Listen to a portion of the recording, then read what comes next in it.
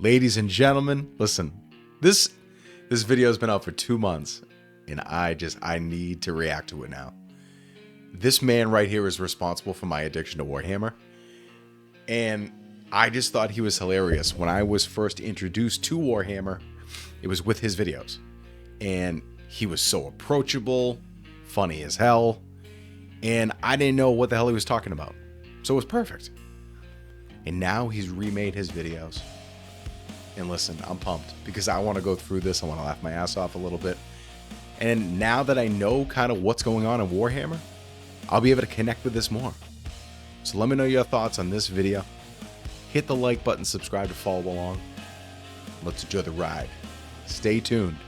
Enjoy the show. Just going to read this nice little snippet for you. I believe it's from Hammer and Bolter. Here we go. When the Necrontyrs shed flesh and left death for lesser creatures, we thought only of freedom from fear in making kingdoms that would never die. We did not think what else immortality would entail. We thought in scallops of wars, of destruction, of conquest. But eternity also requires what you would call entertainment. For my part, I find affinity allows me to observe the myriad ways in which matter and consciousness manifest. I collect them. Objects, life forms, moments. All right, I'm excited for this one. Let's roll. Let's go, Bricky. In the kind brightness of the far past, there was no war. Our galaxy was, for a long time, fairly empty and quiet. The first known species to appear during this time are known only as the Old Ones, cosmic entities that traveled across the galaxy with ease and seeded life through the stars. So the Old Ones, not to cut him off as quick as this, like 2 seconds in, but to my understanding, the Old Ones look like frogs and all these crazy looking creatures. I've never really heard of any other explanation of what they look like. I could be wrong. That was my interpretation of what I heard a long while back. Anyways, let's go.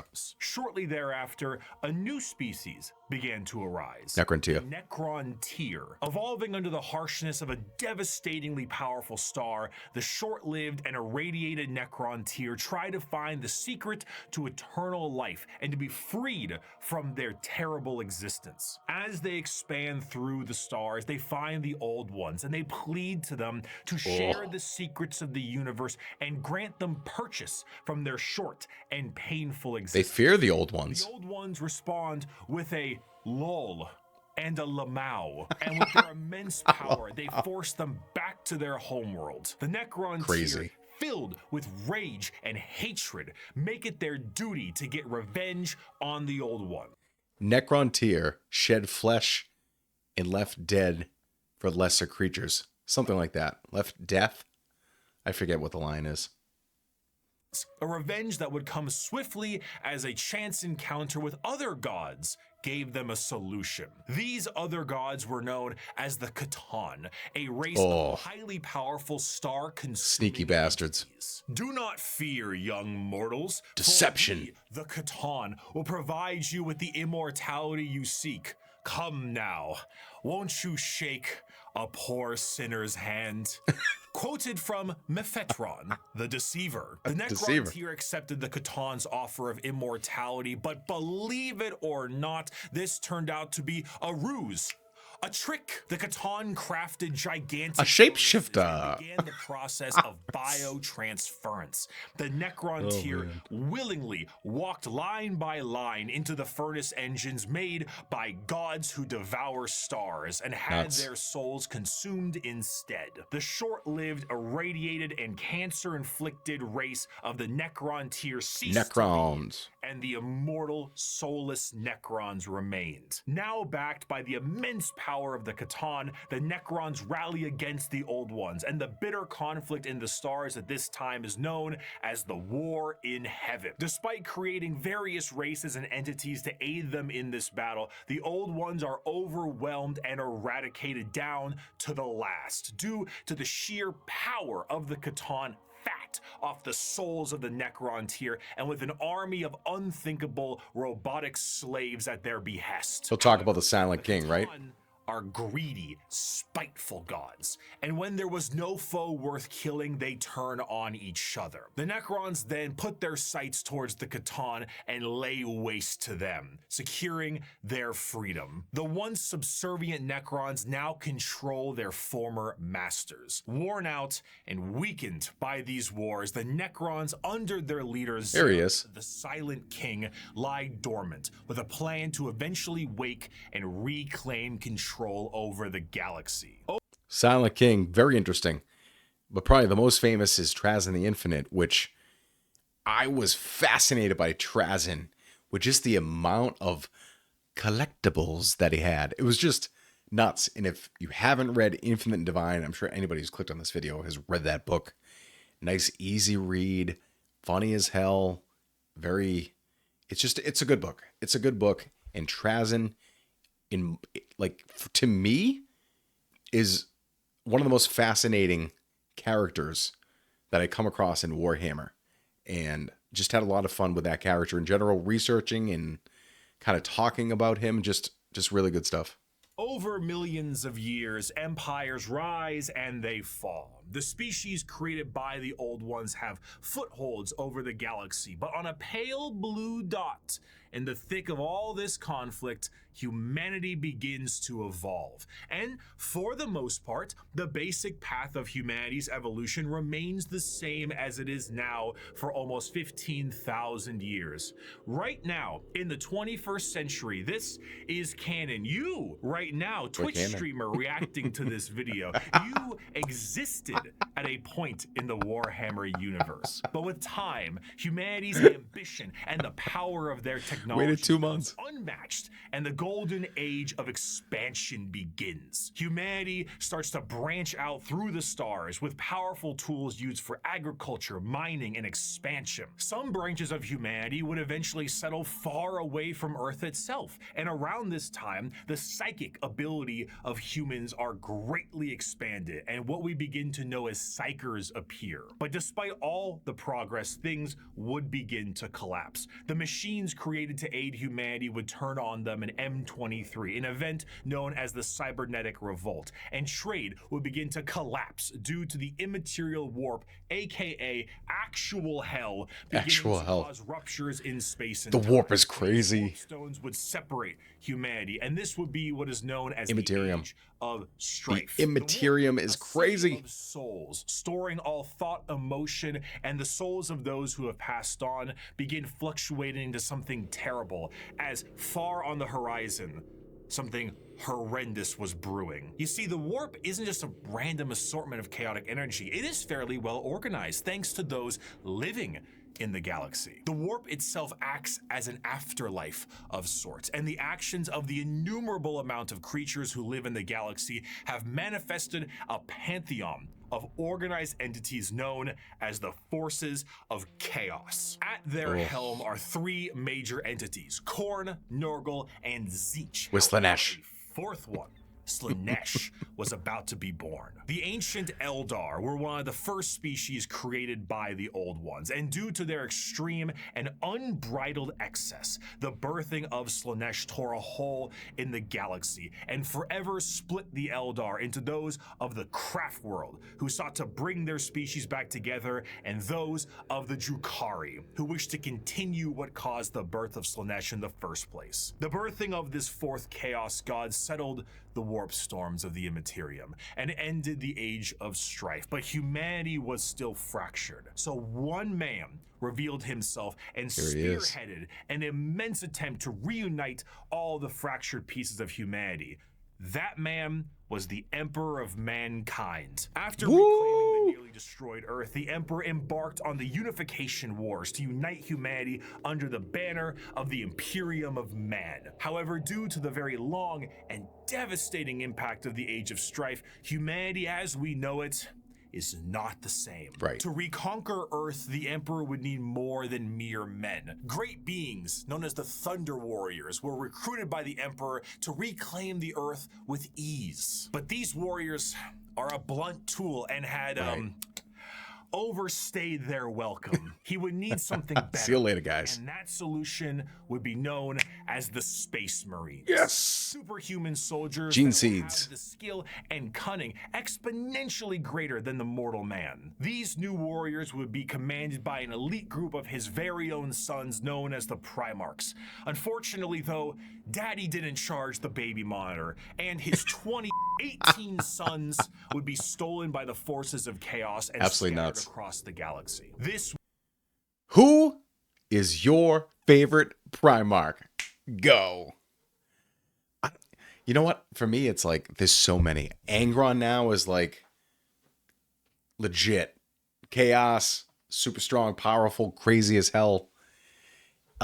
There's just so many. The Lion resonates with me because the Dark Angels was definitely a legion that I first looked up, I first researched and learned about, so they always have a special place in my heart. The Lion, so noble and stoic. The fact that he was in like cryostasis or whatever the hell it's called, and then he woke up years later, like absolutely nuts. And then he could take on like these huge dreadnoughts and all these crazy kind of enemies. It was nuts. He was just super powerful, so I always like him. Yeah, so let me know your thoughts. I would really like to know. would begin the Great Crusade, a monumental task to take back the stars in the name of humanity and reclaim the lost Primarch sons. However, he would need the fires of industry to make this happen. Looking to the distant cousins of Mars, the Emperor signed a treaty with the technologically irradiated hellscape of the Red Planet and allowed the cult of the machine god, the Mechanicum, to supply his crusade. While Space Marines were the tip of the spear, their numbers paled to the vast might of the Imperial Army and Navy. The Astra Militarum and their seemingly endless numbers make up the bulk of the fighting force for humanity, supplied by the intelligence and prowess of various agents of the Imperium, such as rogue traders and assassins. Due to the lack of connectivity between the worlds, what a society had become over thousands of years became mysterious and varied. Tools once used for harvesting and agriculture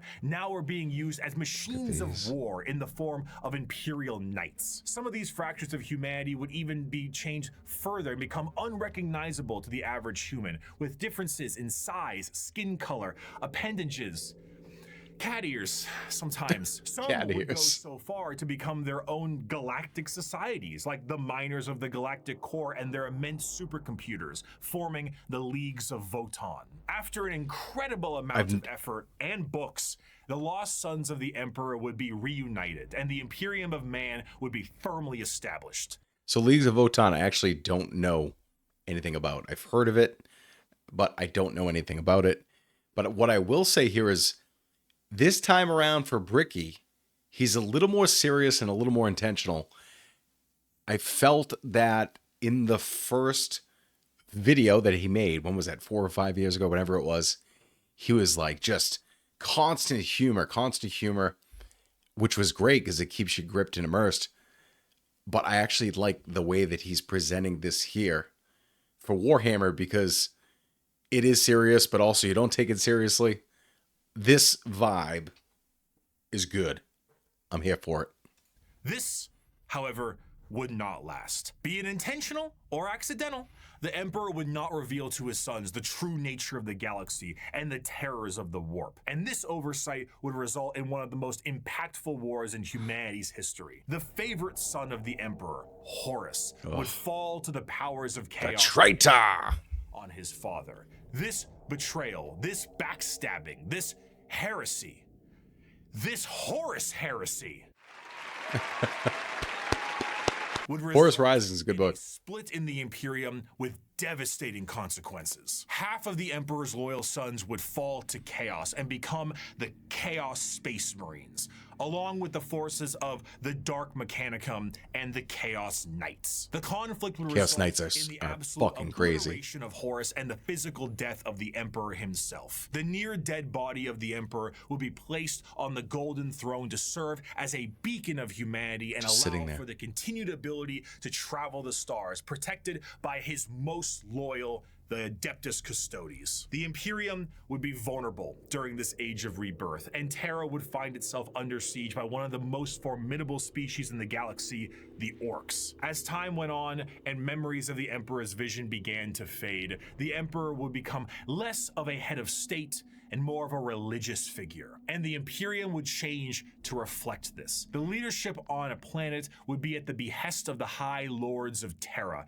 and their actions would be courtesy of the incomparable power and authority of the Inquisition. The zealots of the Imperium would intensify and create a brand new era known as the Age of Apostasy. And this ecclesiarchal command of the Imperium would end up with one of the strongest fighting forces of Terra, the Adepta Sororitas. Over time, this age would Battle Sisters. and we would approach the 40th millennium of Warhammer 40,000.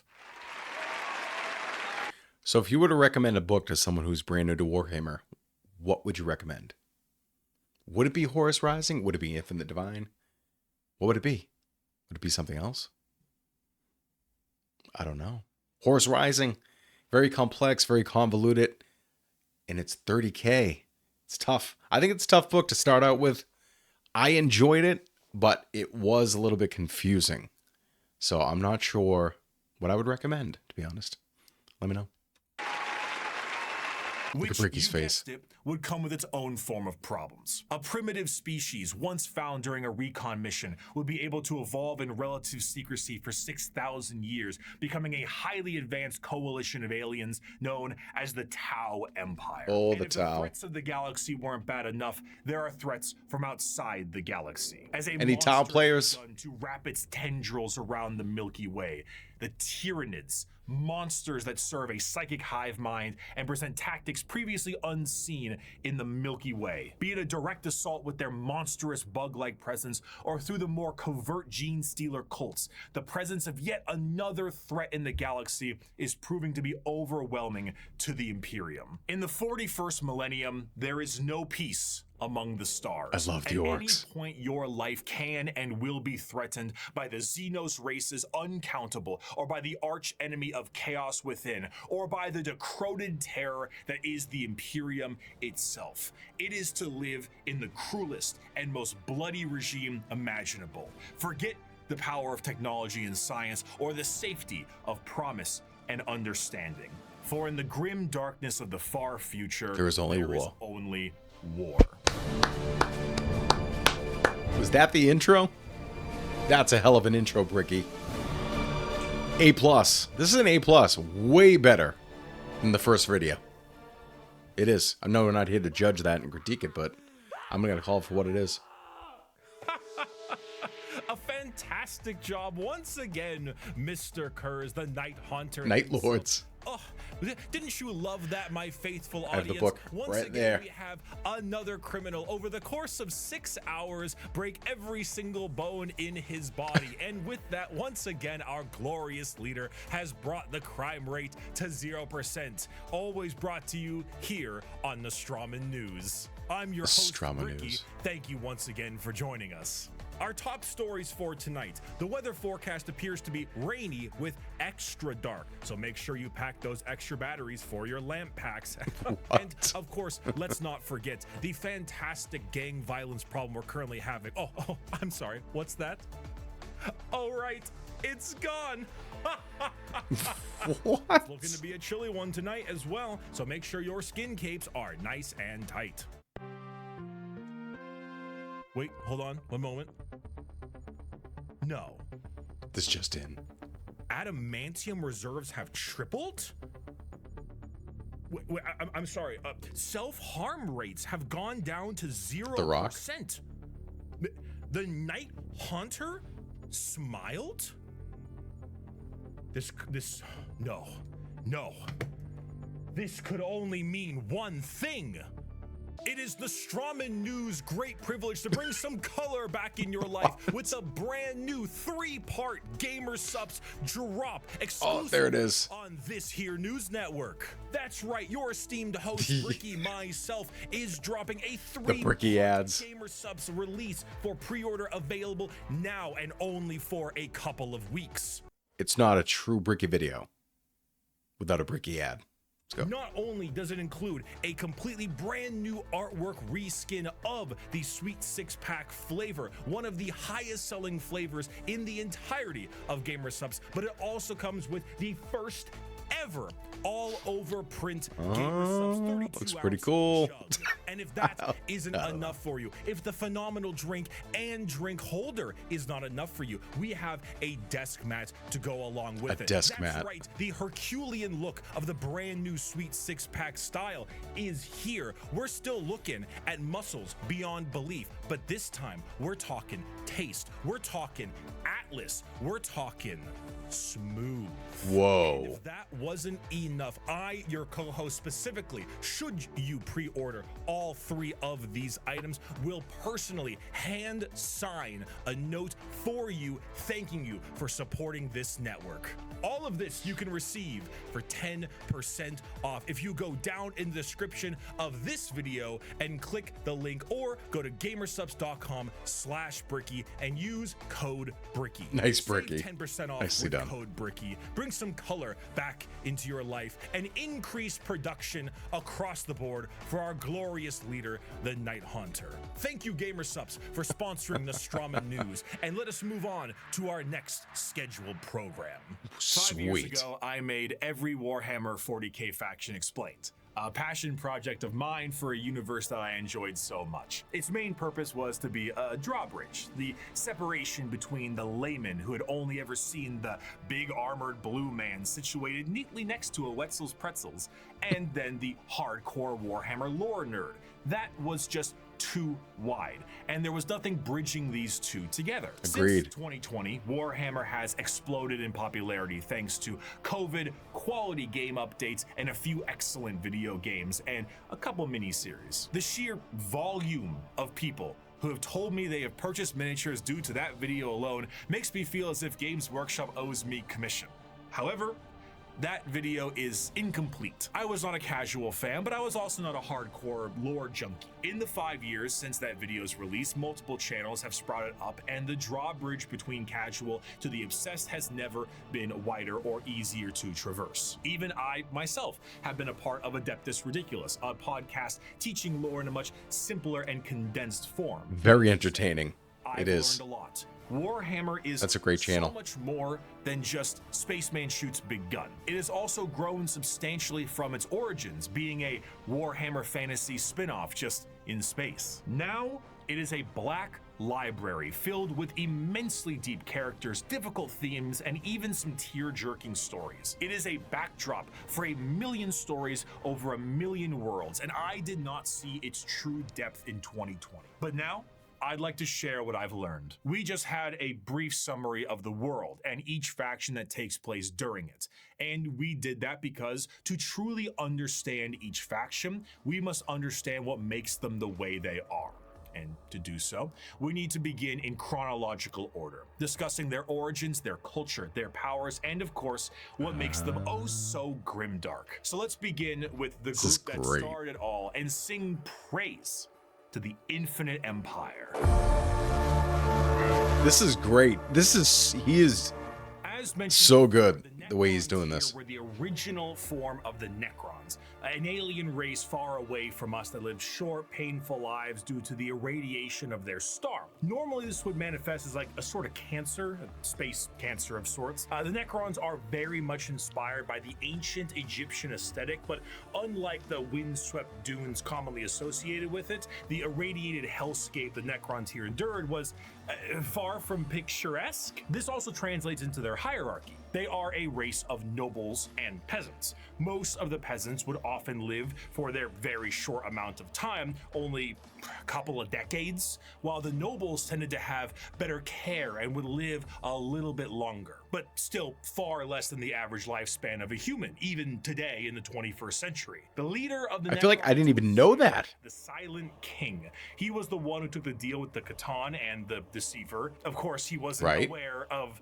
the fact that they were known as the Deceiver at the time, but the whole species was blinded by hate after being debased by the Old Ones on their quest to cure their illness. The sheer pain that underwent the Necron race can't be understated, as their fear was manic. The Catan are, of course, gods that eat stars, and when the leader of your species tells you to march into the gigantic green furnaces to ascend to immortality, you march. You just go. You just do it. Are long lines of both the peasantry and nobles clutching their loved ones in a frantic act to save their own lives. Many of them already inflicted in the late stages of the space cancer, some of them crawling into the biotransference furnaces, trying to outrace death itself, without realizing death was the one who made these to begin with. What came out the other side was a soulless husk. And I say that literally. A soul is not an abstract concept like it is in our world, an immaterial version of oneself discussed and debated in religion and philosophy. No, in Warhammer, a soul is a real, tangible item of oneself. And the Catan basically were just like to every single person who went in their furnaces. If you were a peasant, you came out a Necron warrior, and you as an individual have ceased to be. You have no mind, you have no soul, and your body, as you know it, is made of an extremely advanced mass of re-knitting living metal known as necrodermis. You cannot think for yourself, for you do not have a brain to think with. All you do now is await protocols from your overlords, which are the nobles who came out of the furnaces with their minds intact, not their souls, mind you, but their minds are very much intact. These nobles now have command protocols, and they are able to command all of their peasantry and do with them whatever they wish. Zarek, the Silent King, is the most advanced of all the Necrons, a perfect metallic version of himself with incredible power and intelligence. His strength allowed him to— And he was massive, wasn't he? I forget the size. I forget his size. To battle against the Catan when they were at their weakest due to their incessant infighting, and then win back their freedom. But gods cannot die. So in reality, what occurred is the Catan were shattered into thousands of pieces, and each shard of their god was trapped in a stasis vault and mind controlled to do the bidding of the Necrons they once enslaved. The biggest challenge they face now are actually the upstarts of the galaxy. The Eldar and the Orcs were quite prominent, and as you can imagine, a galactic war really takes its toll on the joints, or I guess the servos. It was in their best interest to wait out the galactic rise of the other races and come back at a more opportune time. So they went into stasis via these massive tomb complexes hidden beneath the Awakening, biding their time until it was once again their opportunity to rule the galaxy. Zarek, the Silent King, as penance for his failure to his people, exiled himself into the darkness between stars for the next 60 million years, with his perfect memory a constant reminder of the doom he inflicted upon his people. Flash forward to the modern day, and the Necrons are reawakening, but it isn't working as well as it could be. Whether the tomb world is reawakened naturally or by some imperial moron stepping on a green glowing rock, the Necrons have come back to reclaim a galaxy they consider rightly theirs. But 60 million years of hypersleep have taken their toll. That's like mind-blowing. Awake with systems unrestored and huge swaths of their population's minds completely lost. Necron nobles wake with various mental faculties compromised, sometimes exhibiting traits similar to excessive paranoia, schizophrenia, or even dementia. One notable Necron, Nemesaur Zandrek, believes that he is still back on his home planet fighting off separatists and interlopers. See, Oberyn, the separatists come, attempting to outflank me as they did at the 4th Battle of Vindach. How they calculate that daubing themselves green and roaring like savages will produce a different outcome, I cannot fathom. But it is of no account. Ready, my legions, another glorious victory shall soon be ours. Other individuals, such as the esteemed Imhotep the Stormlord, seek to usurp the newly returned Silent King for rightful ruler over the Necron race, believing his time has come to an end, while scientists and archaeologists like Trazen the Infinite and Orikin the Diviner spend thousands of years bickering over artifacts. So cool. It's so cool when they do it. Necrons are a faction Back and forth. of unthinkable, unimaginable power held back entirely by their own hubris and 60 million years Excessive pride, baby. a species that does not know of time, only of the ravages brought by it. A pharaoh of a dynasty may just be as frightened to awake completely mad as they are to be assassinated while they sleep. Thousands of years pass in an instant. There is a play, like an opera play, a retelling of the war in heaven in the Necron culture that takes 40 years to witness, because why leave? You have no need to eat or vacate your bowels. You are immortal, but you are soulless. Despite the Necrons' incredible technology, their mastery over time, reality itself, despite all of this, they still are missing a soul. And therein lies the biggest struggle. Most Necrons look to conquest the galaxy, kill the interlopers like the humans, Eldar, and Orcs that scrape at a fraction of their power. But the end goal for many, including Zarek himself, is to return the souls to their bodies, to undo the horrible fate he cast upon them. This is not the interest of all. Many simply wish to rule their dynasty with an iron fist and kill all they consider unworthy. But to many others, it is to undo the decision that doomed Can you them. imagine just Before like they can do that, being asleep for 60 million years? Like you just put yourself, you're in cryo, and then you're coming back and you're like, I have a mission now. I want to get my soul. I want to get these souls back. I'm ready to rock and roll. The Necron race is absolutely wild, yet fascinating. That's why Trazen, however you want to call him, I say Trazen the Infinite is just that interesting. The Silent King is too, but Trazen, for whatever reason, just has so much depth, humor, everything that you'd want in a character, for sure. Tabletop, I don't know. I heard he wasn't the best in tabletop. there is a pest that needs exterminating. That is the fundamental understanding of the Necrons. They are so hyper advanced that their science borders on magic. They play with the fundamental aspects of reality and time. Their mastery of the physical galaxy is the strongest in the universe. Their weapons reduce people to the barest molecules, and they have devices capable of causing stars to supernova. They are unfathomably difficult to those kill, weapons. as if you do fell one of their number, the living metal reknits itself, and the reanimation protocols allow it to come back alive once again. They're masters of teleportation. Literally rise from the and dead. Often killing a Necron fully will just have its consciousness translocated back to their tomb world to await reassembly. Normally, they utilize large phalanxes of warriors and honorary combats, but some of them have fallen to various mind viruses. The destroyer cults are hell-bent on killing anything and everyone that lives with an overwhelming So much force. more in depth than And last there's time. the flayed ones. Necrons cursed with I have no mouth and I must scream, a panic attack virus, as the last laugh of Landogo, the Flayer Catan. A lot of this is new to me. Losing their minds, they strip apart their foes and adorn their bodies with the skin of their enemies, trying to better return to their old feelings of flesh and blood. The Necrons are a degraded version of their mighty empire, and still one of the biggest threats in the galaxy. The only thing keeping them at bay currently is their awakening sickness and their infighting with no care to the timeline.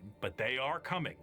And slowly, they plan to rid this galaxy of the vermin that inhabit it. My people shackled the stars and broke mortality when the species you sprang from had barely left the slime pools it spawned in. Crazy. Our wars burned reality, and the dominion of our kings is without limit. The ground you tread on is not yours, it is ours. The war in heaven was a catastrophic time for the galaxy, and as stated in the above quote, burned reality.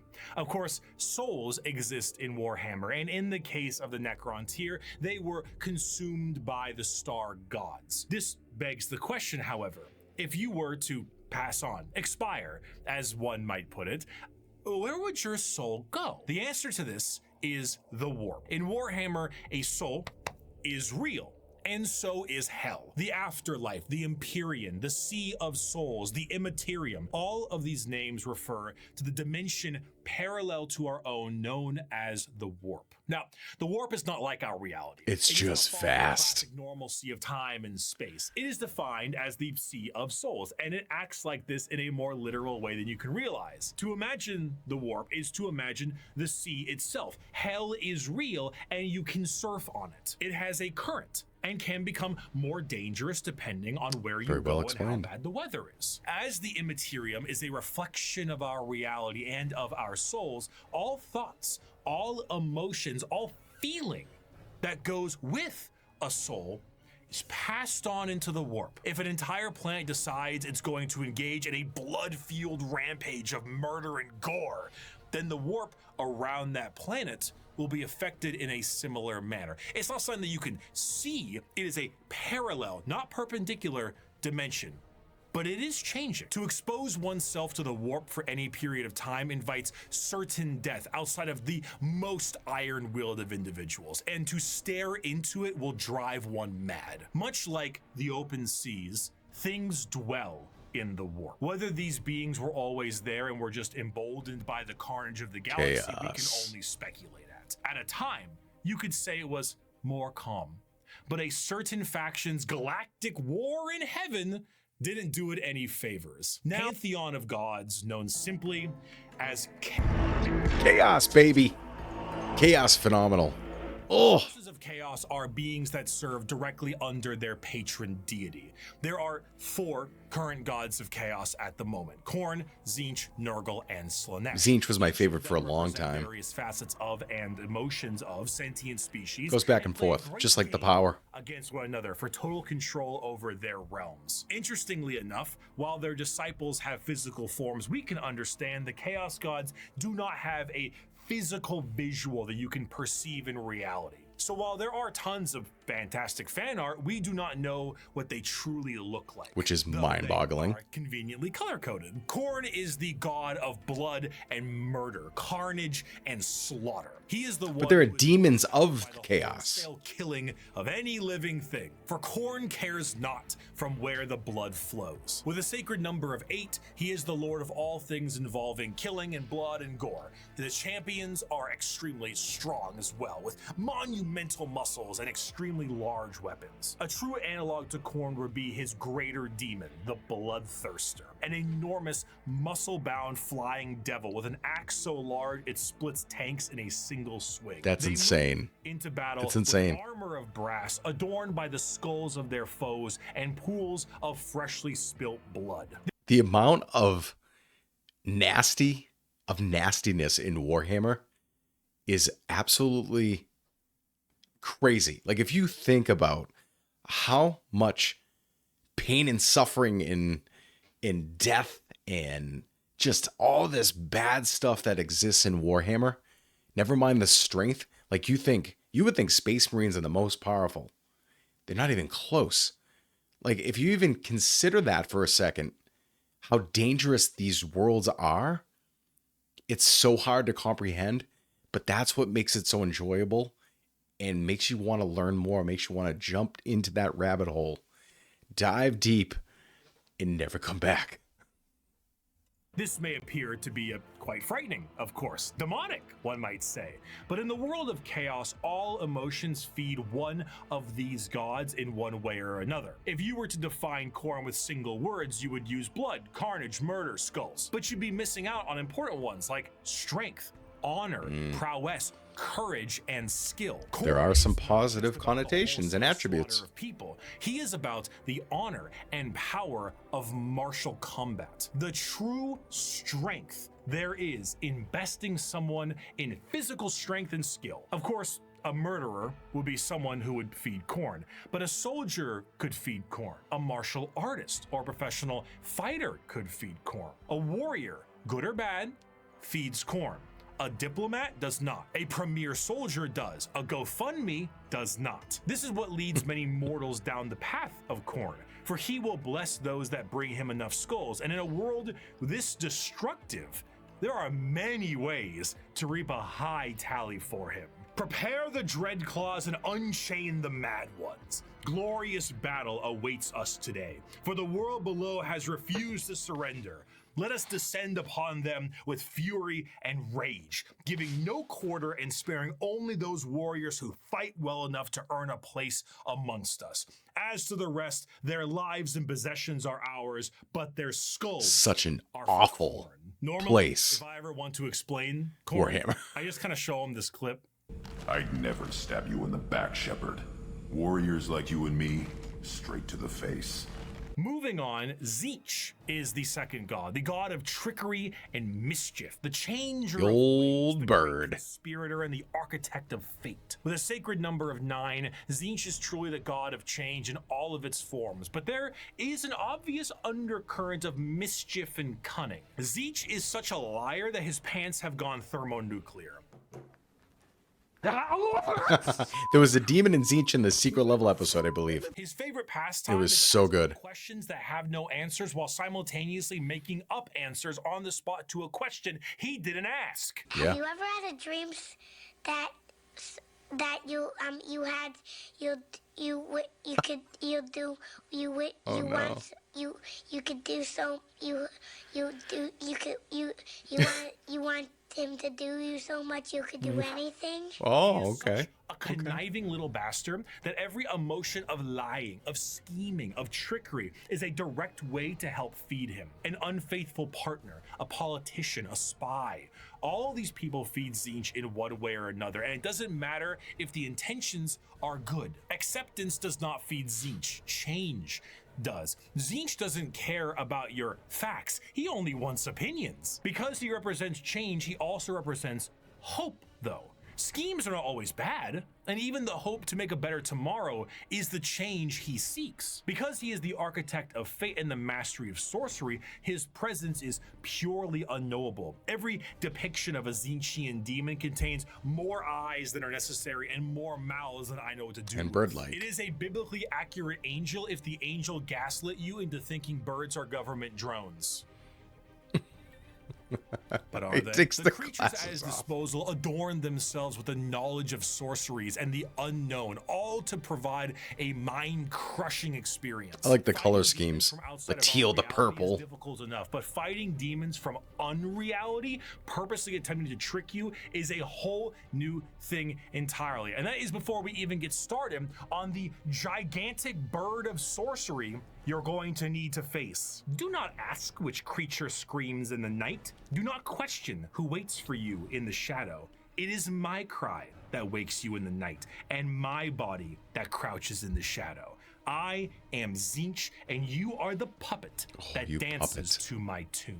Wow, Third of the that's Chaos powerful. Gods is the one of Nurgle acceptance, Gurgle, of Papa wrath, Nurgle. pestilence, the grandfather himself, Papa Nurgle. Rose up out of his The stomach. exact opposite of Tzeentch. Where It's Tzeentch like believes in change and hope for projectile. a future, Nurgle believes Nasty. in stagnation and the end of everything. At one point or another, we will all decay. We will all rot, and we will all end.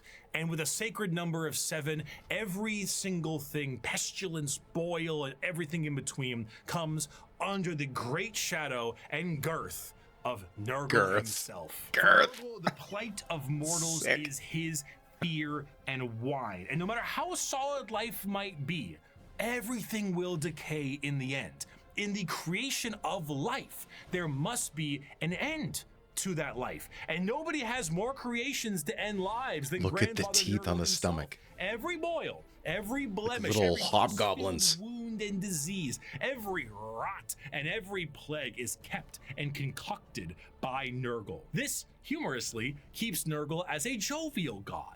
He is full of life and laughter, and by creating as many diseases as he possibly can, he shares that joy with mortals. I mean, his envoy is the great unclean one. And look at how happy he is. And there's a lot of him to love. A fear of death in general is feeding Nurgle. All disease makes him stronger, but to pray for salvation for a wounded loved one is to feed Nurgle. The timeless and inevitable fear that one day you will rot and decay is what gives him strengths.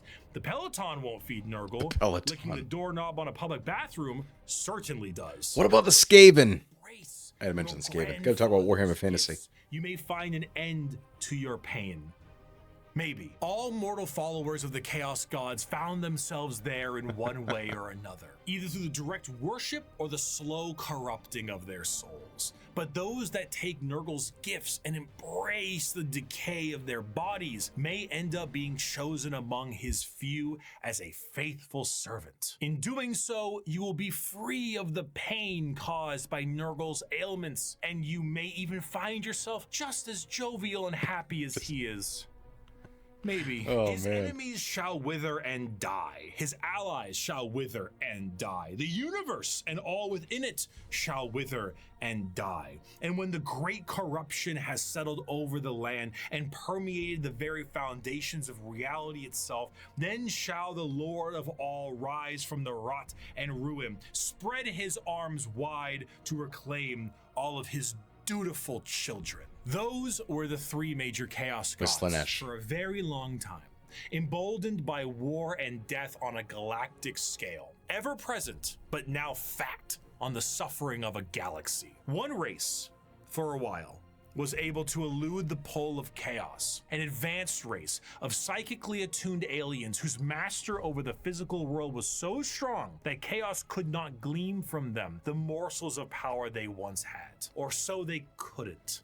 Not for a long while. 60 million years ago, in an attempt to combat the Necrons in Catan, the Old Ones made a new species. One with innate power in the warp and the ability to harness it with a mastery that was unseen by so many others. A mastery so powerful, the Necrons retreated to sleep in order to wait it out. It was no longer a galaxy to be ruled by them, but instead begin the age of the Eldar. Phenomenal. We're going to end part one of this reaction video here. I got to say, I'm super impressed by what Bricky has put on display here. Obviously, he's been doing this for a long time, but this was very well presented. I really like the tone, the vibe, and just overall how he is portraying the information that he has. It's not just humor. There's a lot of lore and intention and purpose behind it, and I really appreciate that. And like I said, he got me into Warhammer because I didn't know anything about it, and I've seen some of his videos way back when. Actually, not even that long ago. It was like 7 months ago. I think it was in December of 24, and I just fell in love with Warhammer just because of just how vast it is, how much there is in this universe. If you want to read books, you can read books. You want to play games, you play games. You want to play video games, you play games. You want to do whatever. You want to paint, you want to go that part of the hobby, you go ahead and do it. You want to do the homebrew, it's all there for you, so on and so forth. Enough of me blabbing. Thank you so much for watching. I will put up part 2 soon enough. Till next time. See ya.